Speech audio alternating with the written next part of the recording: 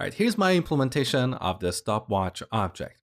Now, don't worry if your implementation is different from mine. Chances are it's going to be different because there is no one solution to a given problem. As long as your stopwatch behaves like what I showed you in the last lecture, and it has a clean implementation, your solution is perfectly fine. So here we have a function called stopwatch. This is a constructor function. I have defined a few private variables here: start time, end time, running to see if the stopwatch is running or not, and duration, which I have initially set to 0. You can see we have 3 methods here: start, stop, and reset. And I've also defined a read-only property called duration. Look, here we have a getter, which simply returns this duration, which is a local variable in this function.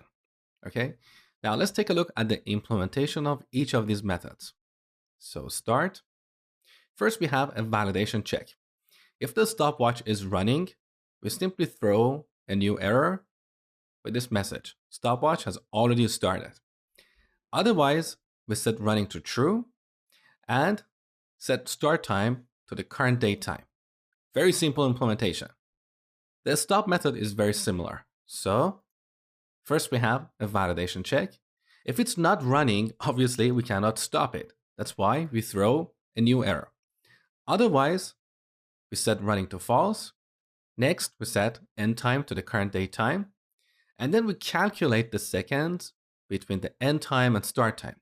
So we call end time.getTime and subtract it from start time.getTime.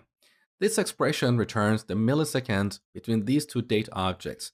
So we divide it by 1,000 to get the seconds, and then add that to the duration variable which we defined earlier. And finally, let's take a look at the reset method.